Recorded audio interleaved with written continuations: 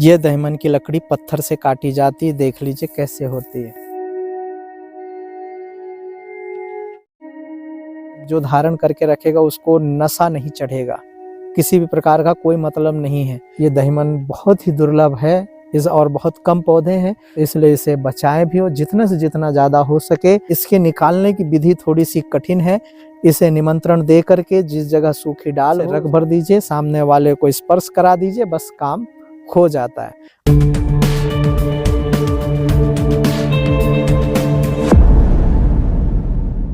बहुत लोगों का कहना है कि दहीमन के बारे में और आप जानकारी अच्छे विस्तार से दें, तो यहाँ पुनर्नवा भी लगा है चारों तरफ और बहुत अच्छा लगा, तो हमने सोचा कि आपको इसी जगह पर दिखा दें।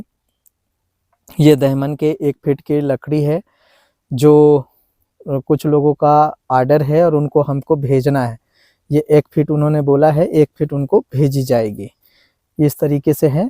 और जो इसके जानकारी है वो आपको बता दें।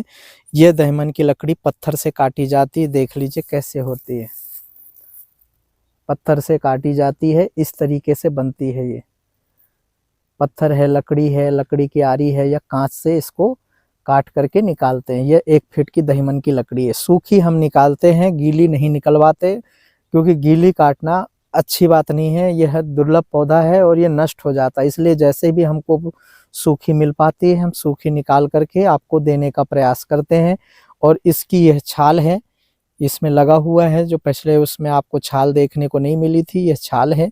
यह छाल भी हम साथ में भेजते हैं ताकि उनको काम आ सके। और इसे आप अपने तरीके से काट करके छोटा सा माला, आप इतनी सिर्फ 1-2 इंच आप माला बना करके बीच में धागा डाल के आप इसे धारण कर सकते हैं। धागा नहीं डालना है तो इसके ऊपर धागा बांध के आप उसमें भी इसका इस्तेमाल कर सकते हैं।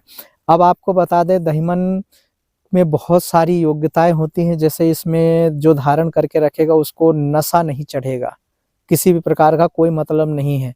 और आप इसका प्रयास न करें, नशा अच्छी चीज नहीं है, नशा से मुक्ति भी होती है और बहुत लोग इसका उपयोग कर रहे हैं और लगातार बुलवा भी रहे हैं।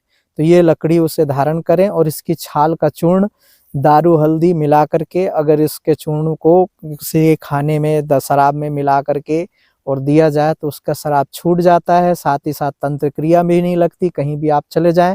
और इसको पहनने से हार्ट का टेंशन नहीं रहता, जो हार्ट में दर्द होता है या बीपी हाई लो होती है उसे यह संतुलित करती है एक माला से।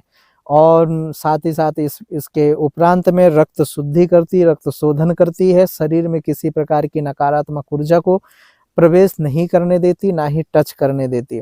तो इसका इस्तेमाल आप बहुत रूपों से कर सकते हैं। हाँ, इसके निकालने की विधि थोड़ी सी कठिन है। इसे निमंत्रण दे करके जिस जगह सूखी डाल हो उस पेड़ के नीचे बैठ करके और विधिवत इसमें पूजन पाठ करें, और 1 लोटा जल, अक्षत, पुष्प, धूप, दीप लेकर के और फिर मंत्रोक्त विधि से उसको आमंत्रित करें। और फिर दूसरे दिन सुबह बिना बोले, बिना कुछ कहे आप उठें और फ्रेश वगैरह होने नहीं जाना है और उठ करके जाएं। पहला काम आपका ये है कि इसे आप निकालें। काटने में थोड़ा समय लगता है क्योंकि पत्थर का है, अगर टूट सकती है तो तोड़ लें, पर उसके बाद इसको निकाल करके और आप पूजन करें, हवन करें, धूप दीप से लाने के बाद इसकी पूजन विधि के तहत करें। और जब इसमें हवन पूजन से संपन्न हो जाती है, सिद्धि हो जाती, तब इसका उपयोग करें या किसी को करवाएं। तो इसके डंडे भी हैं, कुछ के आदेश हैं कि डंडे भी हमें चाहिए संत महात्माओं को, तो उनको भी हम प्रयास कर रहे हैं कि उनको डंडे सुविधा उपलब्ध करा सकें, क्योंकि 1 फीट 1.5 फीट तक का तो मिल जाता है जल्दी, और 4-5 फीट के मिलना मुश्किल होते हैं, 2-2.5 फीट के भी मिल जाते हैं। तो छोटे छोटे आपको प्राप्त हो सकते हैं, मोटे या पतले से कोई वो नहीं होता है। हाँ, काटने में मेहनत लगती है, इसलिए उसमें थोड़ी सी रहती है। और हवन पूजन डंडे की साधना इससे जस्ट विपरीत होती है, क्योंकि यह आपको पहनने औषधि के लिए होती है और वो दंड धारण करने के लिए होती है। तो उसकी पूजन विधि में थोड़ा परिवर्तन होता है, थोड़ा आपका खर्च भी होगा। अगर आपके पास है तो पूरा हवन पूजन करने के बाद और 21 दिन की साधना वो आपकी होती है, जिसे आपको घी लगा करके गुरु मंत्र से उसको अभिमंत्रित किया जाता है। 21 दिन की साधना के बाद वह दंड आपके उपयोग में लाया जा सकता है। और वो किसी भी प्रकार से, किसी को कोई क्रिया है, नाच रहा है, चिल्ला रहा है, तो सर में रखने मात्र से वह ठंडा हो जाता है। मारना नहीं है, रखना है सिर्फ, नहीं तो पता चले कि आप लोग मारने लगे उससे सब गायब हो जाएगा, ऐसा नहीं है। उसे रख भर दीजिए, सामने वाले को स्पर्श करा दीजिए, बस काम हो जाता है। और उस डंडे को घिस करके बीपी वाले व्यक्ति को पिला दें तो उससे भी लाभ है। हाँ, लोहे का इस्तेमाल भर ना करें, इसमें लोहा नहीं लगना चाहिए, उससे आप बचाइएगा, बाकी काम आपके सुलभता रहेगा। बहुत लोगों के सवाल थे तो शायद उनके जवाब से हाँ हमने जो जवाब दिए उससे संतुष्ट होंगे, और आशा करते हैं कि आगे भी आप इसका उपयोग करते रहेंगे। ये दहीमन बहुत ही दुर्लभ है, इस और बहुत कम पौधे हैं, तो इसलिए इसे बचाएं भी, और जितना से जितना ज़्यादा हो सके आप लगाएं। और पौधों की जो मांग है, अमरकंटक की नर्सरी में वर्तमान में यह पौधे नहीं है जो आपको प्राप्त नहीं हो सकते, उससे संबंधित आप ना प्रयास कीजिए। यह अगर आपको चाहिए तो रीवा जिले में नर्सरी में, एकदम जिले में ही नर्सरी है। आप नेट के जरिए गूगल से आप नंबर ना मांगे, क्योंकि नंबर हमारे पास है नहीं।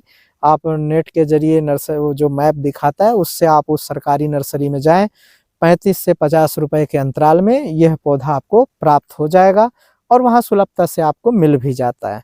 तो ये हो गई पौधे वाले की जानकारी। और कृपया करके मुझे, अगर आप फ़ोन लगाते हैं, कई बार लगा रहे हैं नहीं लग पा रहा है, तो मुझे व्हाट्सअप कर दीजिए, मैसेज कर दीजिए, अपनी समस्या बताएं, आपका काम जरूर होगा। और माता रानी की कृपा से जो हमसे बन पड़ेगा सेवा बतौर आपको करेंगे। और आपके जितने भी कार्य होंगे जो हमसे नहीं हो सकते, तो हम उपाय बता देते हैं कि आप यहाँ चले जाइए, आपका काम संपन्न हो जाएगा।